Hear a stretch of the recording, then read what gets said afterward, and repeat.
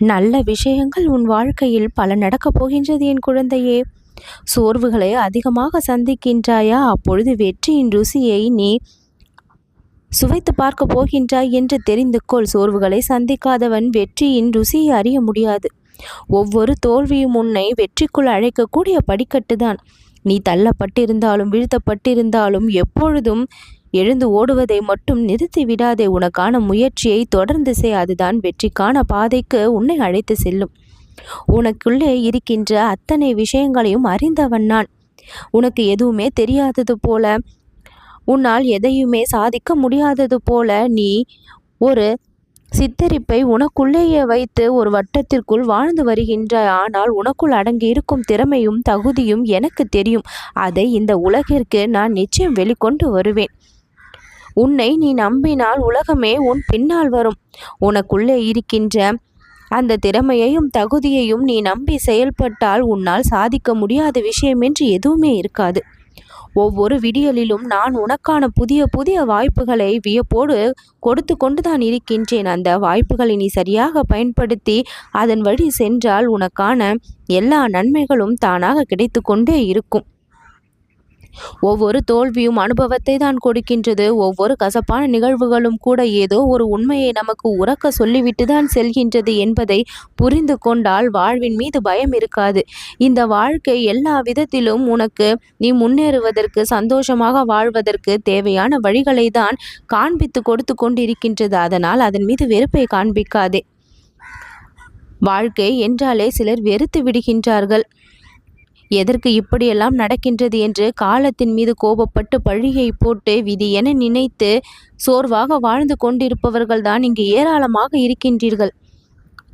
ஆனால் வாழ்க்கை என்றால் இப்படிதான் இருக்கும். பல விஷயங்கள் நமக்கு கற்றுக் கொடுத்து கொண்டேதான் செல்லும் என்கின்றதை புரிந்து கொண்டவன்தான் இங்கே மன தைரியத்தோடு உறுதியோடு போராடி வெற்றியும் காண்கின்றான். ஒவ்வொரு சாதனையாக நீ படைக்க வேண்டுமானால் மனதிற்குள் முதலில் வர வேண்டியது அமைதி. எந்த ஒரு விஷயம் நடந்தாலும் உன் மனம் அமைதியாக, சாந்தமாக, உறுதியாக, நம்பிக்கையாக, தைரியமாக இருந்தால் போதும். மலை போல பிரச்சனை வந்தாலும் கடுகு போல அது உன் கண்களுக்கு தெரியும். தேவை வந்தால் சிலர் உன்னோடு வந்து அன்பாக பேசுகின்றார்கள், பழகுகின்றார்கள். தேவை முடிந்ததும் உன்னை ஒதுக்குகின்றார்கள், புறக்கணிக்கின்றார்கள். தேனை போல பேசுகின்றார்கள். வேலை ஆக வேண்டும் என்றால் வேலை முடிந்தவுடன் பிறரால் நீ ஒதுக்கப்படுகின்றாய். இது உனக்கு மட்டுமா நிகழ்கின்றது? அனைவருக்கும் தான் நிகழ்கின்றது. ஏன் உன்னால் கூட பிறருக்கு இந்த மாதிரியான நிகழ்வுகள் நிகழ்ந்திருக்கின்றது என்பதுதான் உண்மை. நீயும் ஒரு சிலரிடம் பேசுகின்றாய். உன்னுடைய வேலை முடிந்ததும் அவர்களை கண்டு கொள்வதில்லை. அதற்காக நீ கெட்டவன் என்று ஆகிவிடுமா? அப்படி அல்ல அல்லவா? அதே மாதிரிதான் பிறருடைய சூழ்நிலைகளும். ஒவ்வொருவருடைய சூழ்நிலை அப்படி இருக்கின்றது.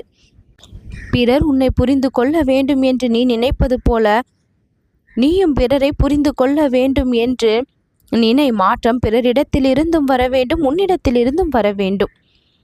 வாழ்க்கையை நலமாக வாழ வேண்டும் என்றால் நீ கற்க வேண்டிய விஷயங்களை கற்கவும் தயங்கக்கூடாது. ஒரு சிறு தவறு என்று உன் பக்கம் தெரிந்தால் அதை மாற்ற திருத்திக் கொள்ள முயற்சி செய்ய வேண்டும்.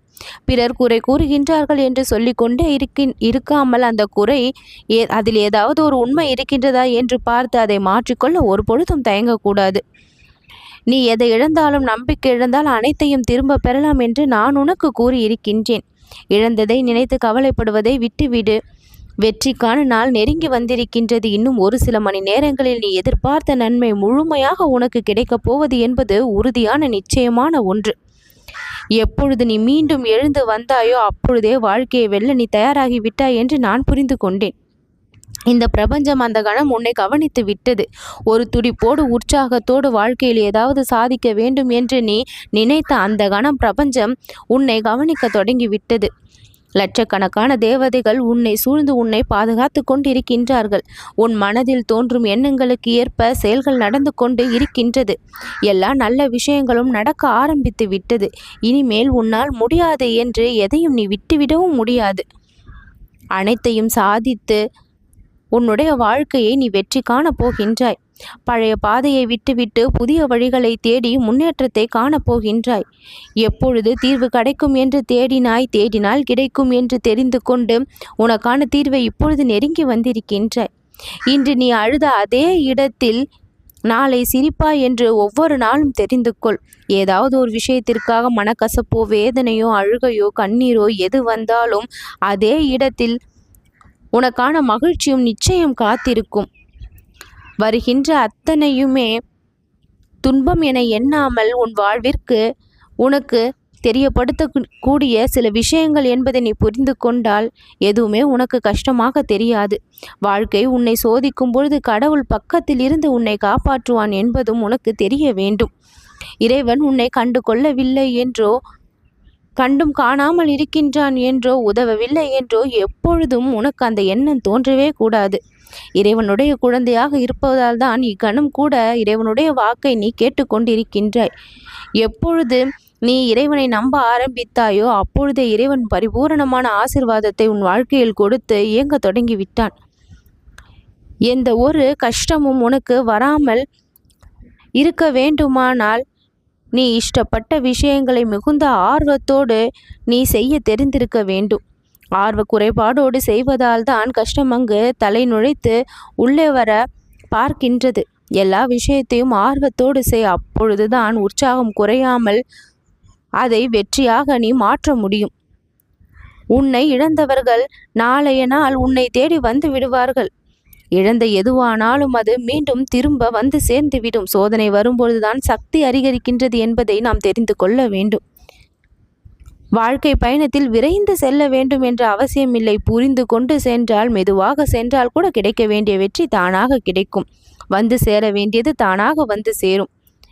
அவசரமாக பயணித்து அவதிக்கு உட்படாமல் நிதானமாக பயணித்து உனக்கான வெற்றியை நீ பெற்றுக்கொள்ளலாம். புதிய வாழ்வுக்கான வாய்ப்பு தான் ஒவ்வொரு நாளும். இப்பொழுது வேண்டுமானாலும் உன்னுடைய நிலைமை மோசமாக இருக்கலாம். ஆனால் மாற்றம் இக்கணத்திலிருந்தே வர தொடங்கிவிடும்.